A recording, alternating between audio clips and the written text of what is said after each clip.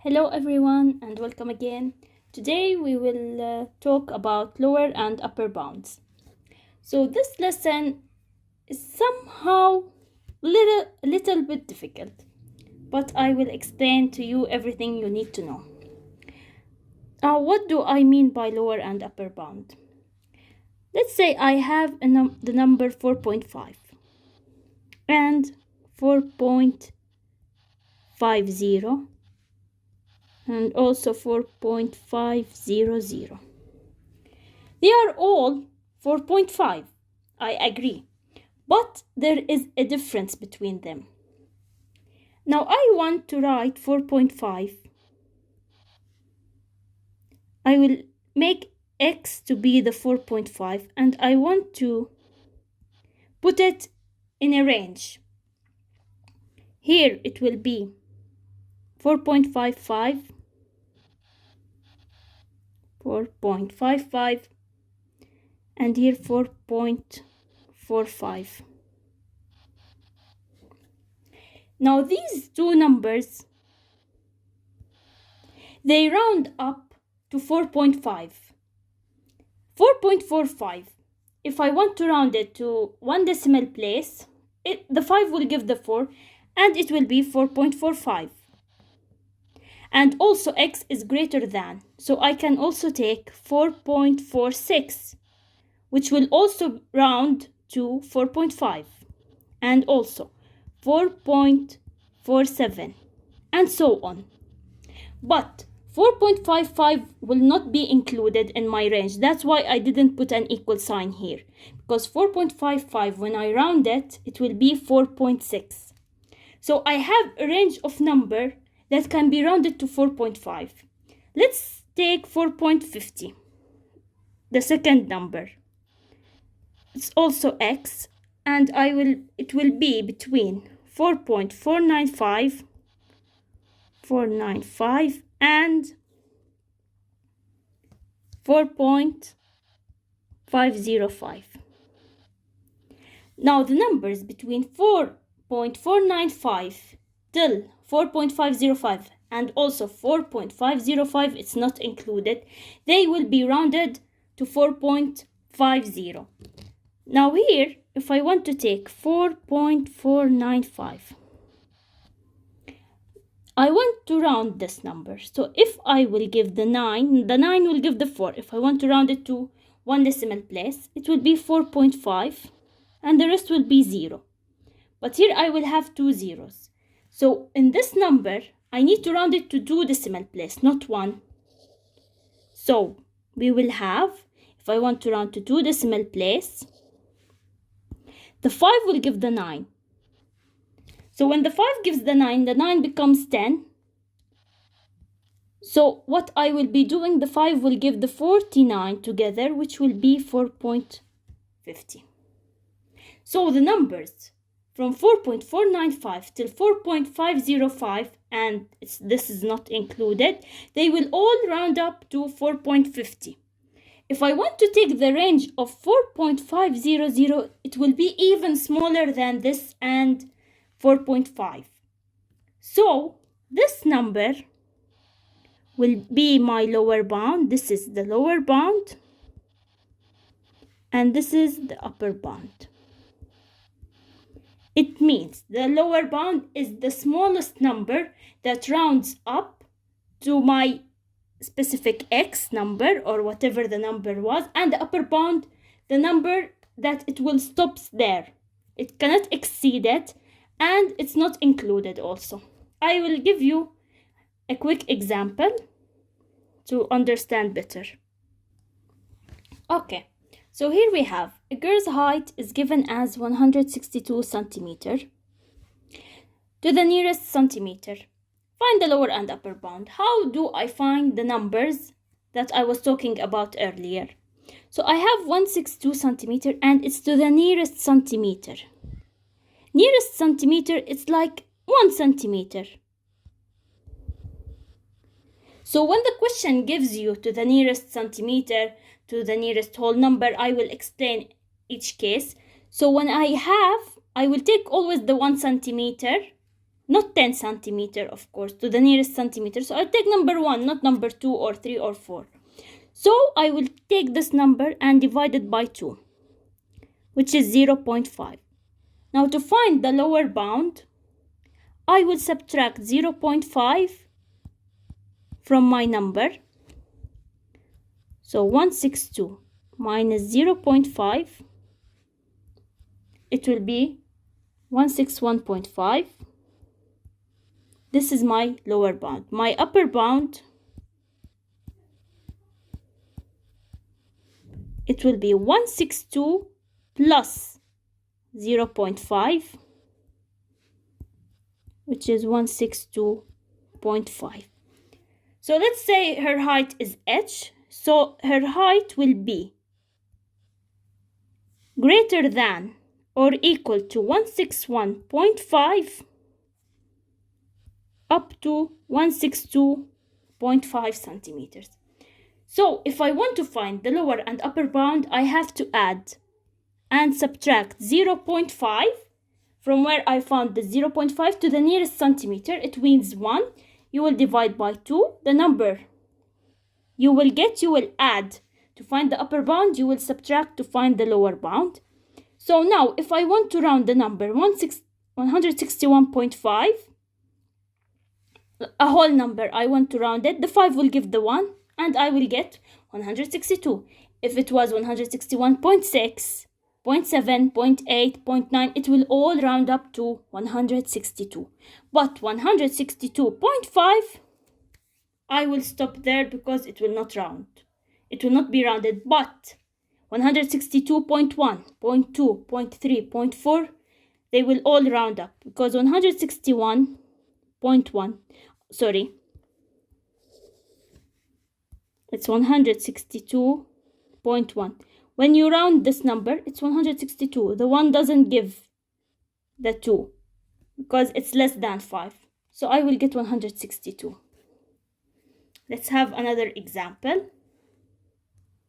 Okay, so now each of the following number that I will write are expressed to the nearest whole number and we need to find their upper and lower bound. Let's start with 6. So to the nearest whole number, it's the same. 1 divided by 2, 0.5. So the question says to the nearest whole number, all the numbers that I will write down now, we need to find the lower and upper bound to the nearest whole number. So we will work for 0.5. We will add and subtract. Now for 6, the lower bound, I will write the lower bound as LB and the upper bound as UB, short form. So my lower bound will be 6 minus 0.5, which is 5.5, and 6 plus 0.5, which is 6.5. And I can say x is my number. Here there is no equal. Don't get confused. The upper bound will not be included in my range, but the lower will be. So my range will be from 5.5 to 6.5. When I round 5.5, I will get 6. When I round 5.6, I will get 6, and so on. Okay, let's take another number, also to the nearest whole number. Here we are working to the nearest whole number. This is to the nearest whole number. Okay. Let's take 83. It's the same. I will add and subtract 0.5. So my lower bound will be 83 minus 0.5, which is 82.5. And for my upper bound, it's 83 plus 0.5, which is 83.5. And also my range, it's between 82.5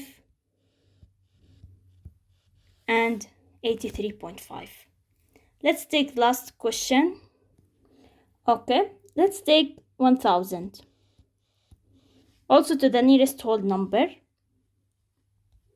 So to find the lower bound, I will subtract 0.5 and I will get 999.5. And for my upper bound,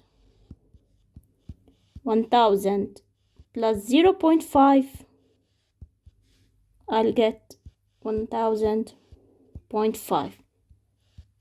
For the range,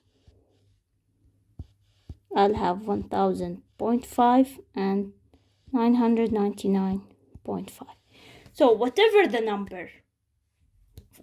number is, to find the lower and upper bound to the nearest whole number, you will add and subtract 0.5. Now let's work for the numbers correct to 1 decimal place. We will add and subtract, but not 0.5 this time. Something else. Let's see. Okay, correct to 1 decimal place now. I'll take 15.6.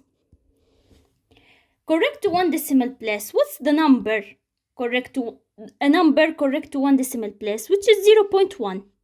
It's correct to 1 decimal place. There is only 1 decimal place after the point. So I will divide by 2 as always. 0.1 divided by 2, I'll have 0.05. So I will add and subtract 0.05. That's it. So my lower bound, 15.6 minus 0.05, I will get 15.55. And my upper bound, 15.6 plus 0.05, 15.65. And if you want, here is your range. You can write, if the question is asked, to write the interval. Here is it. And here 15.55. If I round any number between 15.55 till 15.65 without including it, I will get 15.6. If I want to round to 1 decimal place, of course, 15.55. If I want to round it, I will get 15.6. 15.56. If I want to round it to 1 decimal place, I will get 15.6, and so on. Let's take another one, also correct to 1 decimal place.